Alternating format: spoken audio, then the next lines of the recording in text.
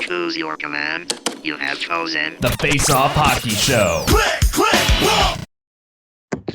Do we have him all the way live? We can hear him. We can hear him, and there's his camera right And now. we can see him. And we can see him, and we're not drunken messes. Hi, BD. How are you? Good. How are you, sir? Thanks for coming back on again. And we will, we were actually just talking about the ads on jerseys and your thoughts on this whole new world that we're going to have as money keeps rolling in for the NHL. Yeah, it was inevitable. I just think it's going to be interesting, especially after all the Evander Kane stuff, when sports betting places are going to be one of the number one places that are going to try to get their name on jerseys. Very true. It's going to be betting places or banks or whatever conglomeration Canada has, which is Bell and Rogers, and they'll alternate between the two. Boy. What would be the pick for your New York Islanders there? What do you think they'll dip their toes into? Is it UBS? Is it going to be the arena sponsor as well? Oh God. I like the old days when it was like stupid places and like tattoo parlors and and stuff like that. But I would say, I have to think about the businesses on Long Island. If I was UBS, I wouldn't necessarily be one of the first ones in line, but since they already did a big drop on the venue, but any of those Northwell, any of those type of places that used to be also all over the Coliseum, you might see.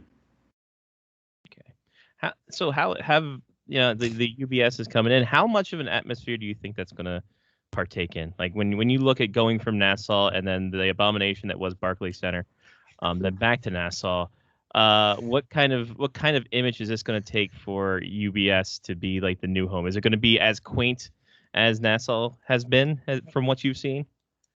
No, and one of the things is I have not done any of the walkthroughs or anything yet, just because I work on the edge of Suffolk County, and getting onto the other side of Nassau County is not an easy do, and my summer has not been to my preference on time and the ability to do anything, including, as my wife will tell you, any vacation, because of the surgery and everything else. It completely decimated everything.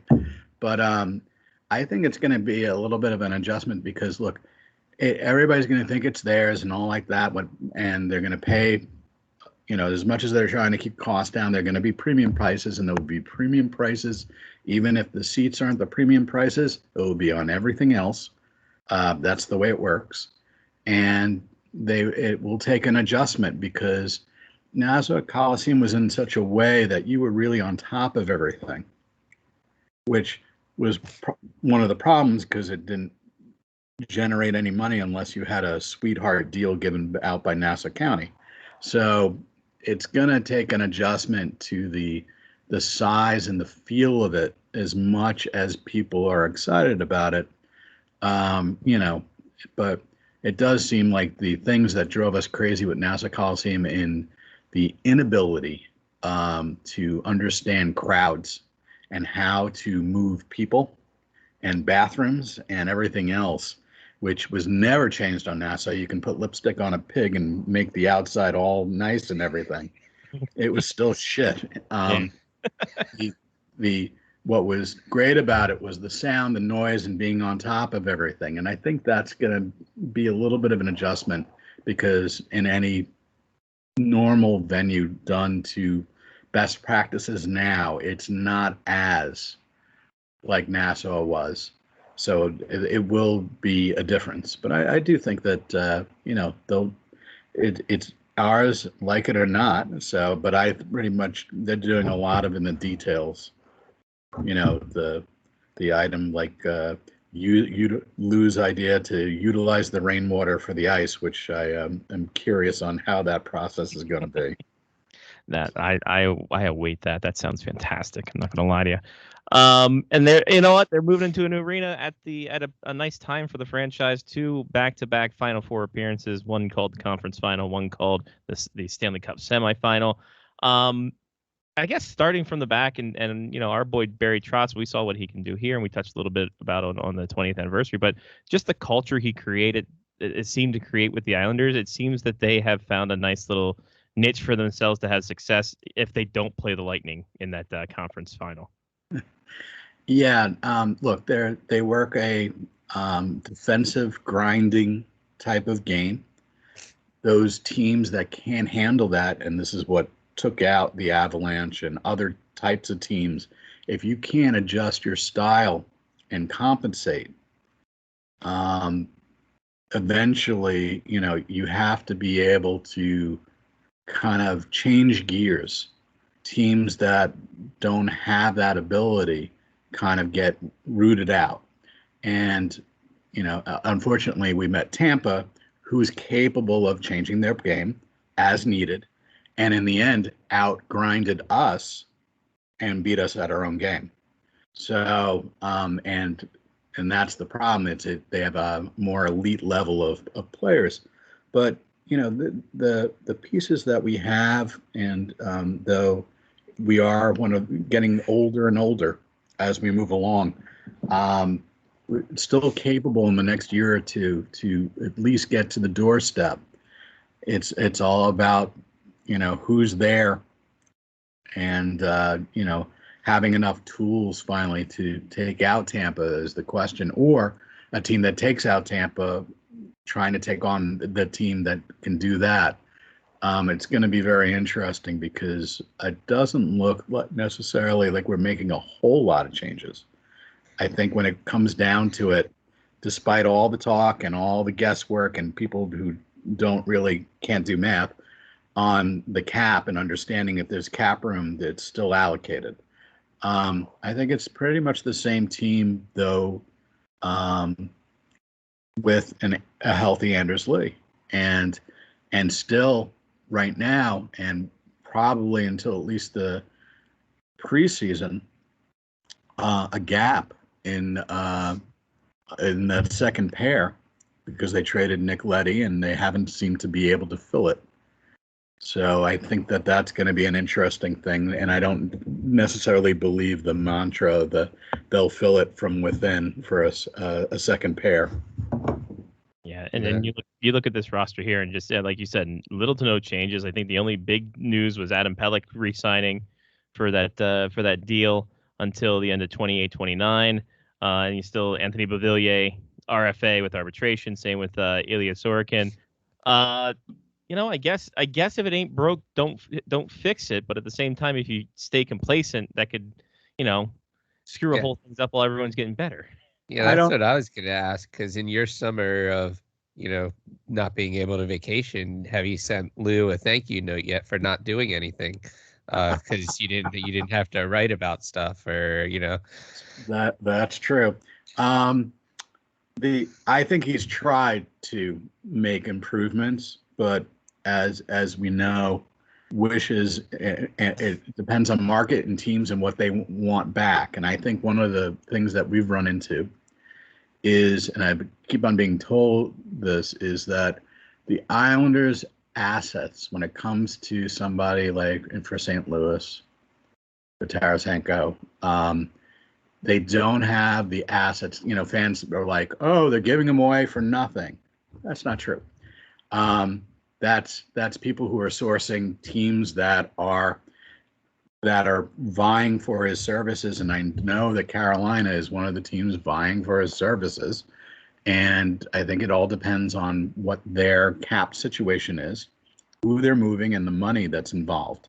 So I think I've been told that the Islanders really don't have the assets. We're not a good match in what St. Louis would like, and other teams are. So, you can only do so much. You can have the desire to bring on board whatever, but, it's really been, and this was true even when Garth Snow was running the team, it was contingent on market, And if you couldn't come up with a deal, you had to deal with what you had and hope that you had enough in your own system to fill some of those roles or step up, and the big core players that have done that have really gone as far as they can really go. I don't know. We have Wallstrom and Dobson, but beyond that, there's no one clamoring. There might be some options, but there's nobody who's going to just blow up like that. No, not at all. BD Gallof joins us at BD Gallof on Twitter. IslesBeat.com is where you can find his musings. And, Johnny, one of your favorite players, Mat Barzal, is an Islander. And what has he meant to this organization, BD? I mean, 24 years old, a couple years left. He's still going to be on an RFA contract. What has this kid meant to bringing the Islanders a little bit closer and closer to the Stanley Cup? He's definitely a big part of it, especially once Tavares left. He is someone who is, and here's the basic misunderstanding of him. He is not an elite player that makes everyone else elite around him, but he is a extremely skilled player that's really a playmaker that's being asked to do more because there's no true great wings on his line. So he's constantly, and he has amazing talent, but he's constantly being asked to do more because you're still missing that other piece on the line. And, now we have an interesting scenario because Eberle is gone. So, and it's going to be interesting of how, do they move up Wallstrom? Is his game rounded out so he's not so much a defensive liability? We know that even Mat Barzal was a little bit of and that line was a defensive liability because they kept on using a fourth liner to push in there to offset defensively so they wouldn't get just to keep a certain level in place. So it's going to be really interesting to see how they fill out. But Barzal is a big part of it. It's really about understanding expectation and really what his role and what his true skill sets are. And unfortunately, unless they can pull off a deal, you're not going to have. You're going to have to work with what's there, and there are some. Anders Lee comes back. You have Kyle Palmieri clearly re-signed. So there's definitely talent to put with him, but is it that top tier? And as and we saw when they roll different lines and force teams to not just focus on Barzal because they'll get killed on other lines, that's when they were best. So you might see more of the evening out of talent across the lines so that Brock Nelson, Hajo, just anybody that can split other teams to focus, because once they focus on Barzal and the Islanders didn't have an answer at the end of the season, they kind of went into a little bit of a tailspin. Anders Lee was out. It was a confidence item. But during the playoffs, the more they filled out the talent and across the lines, then Barzal was able, because of all the team's best players against him they couldn't just hyper-focus on him because they would pay dearly in different ways. So we might see more of that. Yeah, that's what Barry Trotz did with the Caps at points as well, is breaking up some players and pushing players to third lines to, make sure that a team couldn't just focus a third line shutdown line against the Ovechkin Backstrom line. Like there were two other lines that could beat you at that point as well. But I have an affinity for goalies, obviously, and I don't know. I mean, who are the two goalies right now? It's I mean, Sorokin and Varlamov. Our boys. is Varlamov still there? I thought he left. Yes. Okay, so Uh, so how so I guess who is the starter though in that situation now? It's still Varley. And we saw that during the playoffs too. And Sorokin knows that. One is they're friends, and they were friends before they were even on this team. But Varley, you saw in the playoffs, even he got, dinged up and he got hurt in the Pittsburgh, and they tried to roll him back in because they know the best goalie for their situation and setup right now is Varley. But luckily, Sorokin was good enough, and he's really kind of like what Grice was. He's really right now a 1B, and yes, he definitely has the potential of taking over, and we might see that in a year or two. But we've also seen how teams can take and ride tandems for a while, and they're going to try to ride that as long as they can until Sorokin makes it no argument anymore. Absolutely, yeah. And then with the Caps, we see that too. We see the tandem of, but we know Samsonov is the top guy, but Venasek was trying to get starts here and there after COVID and other things, and then Samsonov doing that. But I think the 1A 1B situation is the wave of today. So always a hoot for that. What's that? Still the wave of today. Yeah, still the wave of the day. The Minnesota Wild from 2000 really taught us something. That's for sure. Who knew? Right, exactly. Who knew that Manny Fernandez and Dwayne Rolls show us the way? Not me. Do you think the Islanders get slept on by everyone, like overall, like outside of the fan base? Do you think, because I'm looking at this team, and you mentioned just Barzal's great, but there's a decent amount of guys who can pop in. Like we saw Brock Nelson come alive for a couple of years, kind of dropped off a little last year, but he still was solid. Pajot, Lee was injured for most of it. Do a lot of people in the mainstream sleep on the Islanders? Yeah, they do, but they also they forget that it's also system based too.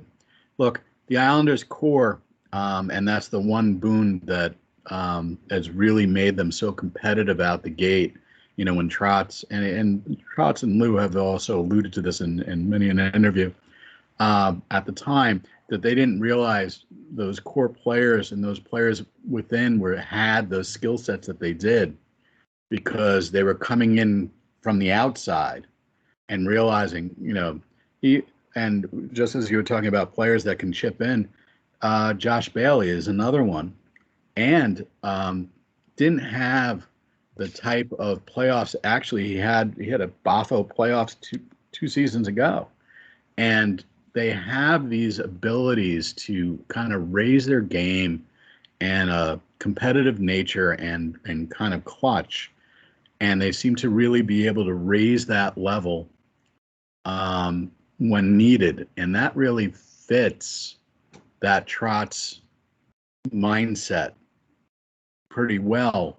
So once the proper development and coaching system was in place, and the veteran coach that they so needed for so long, that seemed to be the pieces that really kind of let them thrive.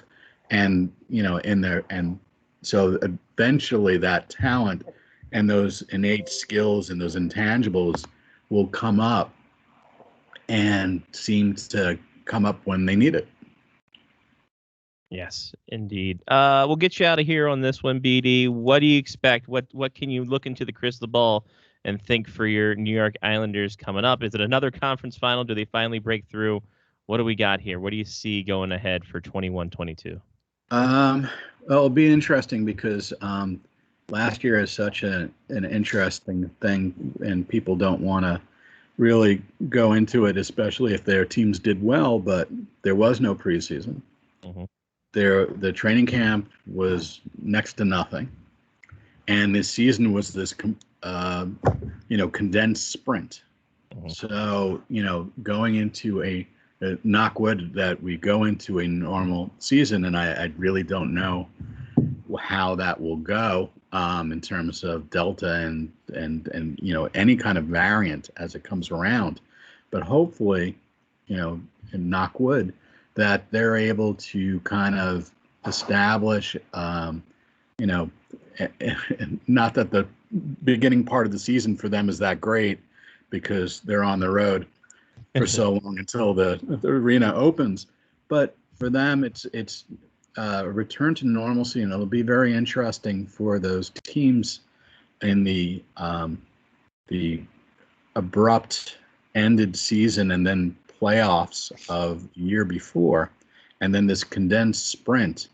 We might see some other teams start to rise up that didn't necessarily do well with those situations, and that's going to be an adjustment because that's 2 years in a row.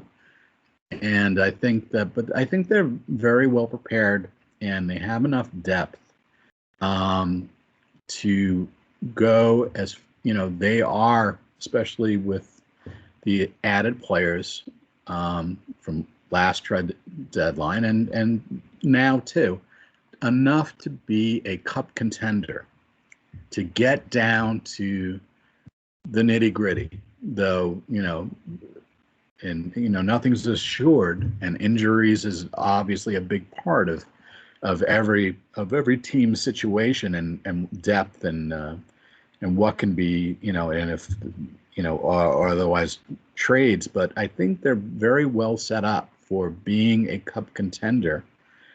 The only thing that I say is that they don't have enough things changed to take out the team that's in their way. They just have to exercise the demons. Exactly. Yeah, it has happened before. Has happened before, so hopefully. Do you have anything upcoming on the website? Nah, I wanted to do something. I was thinking of doing a politics piece because Cuomo was a mixed bag, and obviously, Cuomo is a fiasco now. But people, try to just give him, oh, well, the greatest thing he ever did was get the Isles Arena. And really, all he did was get Nassau County out of the situation, which is a very corrupt insular county. And as I started to talk to people that I knew from doing, my bread and butter for kind of in the past was to get in the middle of the arena fiasco between the town of Hempstead and the Islanders, and talking to those people, D'Amato and Mondello, who basically deep six the Lighthouse Project because the Islanders would not pay to play, pay, hire friends, do the Sounds work. like extortion.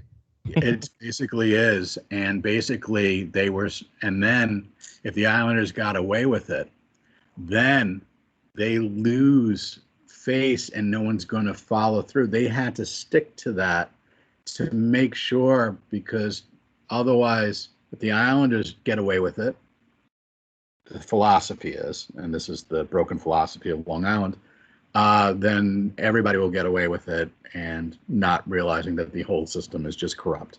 Well, those two guys, I ended up finding out, are still in charge behind the scenes, still running the table. So it's very despondent to go into that history and know that these two fucking yahoos are still the arbitrators of anybody's business, from top to bottom. And it's kind of depressing. So the more I wanted to write about it, the more I found it was disgusting. It left a bad taste in my mouth. So I decided to just stop and halt. And the other thing that's going on is that, and I've said this on Twitter, is that I feel that Carolina is the biggest team player to get Tarasenko's services. And they seem to be confident they're going to get him in the end. And it seems to be contingent on whatever else signings they need to do to see whatever their cap situation is. And that's not what Islander fans want to hear. And then we, of course, get these stories out of well, maybe teams are wary on his health. That's general chatter, or I feel like a lot of things are very telegraphed, or we get other pieces that are sourced clearly from people saying that, from teams that are vying for his services, that says Armstrong has no leeway. He has to give him away for nothing. So that's the only thing that seems to be still popping along. And it'll be interesting to see how that bears out. But other than that, I think the Islanders pretty much stay as is unless something completely changes. All right. Well, BD, thank you for your time, buddy. We appreciate it. At BD Gallof on My Twitter. pleasure. IslesBeat.com for his musings. And, buddy, we will talk to you down the line, hopefully. All right. Have a good one. Good to Bye-bye. see you again. Thanks. Less Having drunk me. this time for me, at least. Cheers. Cheers. Here he goes. BD Gallof, our buddy, our pal. IslesBeat.com at BD Gallof. On Twitter. Follow him on Twitter. He's good Yeah, he is with really the good. Islander stuff. Really diverse guy, too. You don't get just hockey. You get a lot of entertainment and other stuff. And he does pretty solid iPad sketches on the Yeah, he does some good artwork as well. Yeah.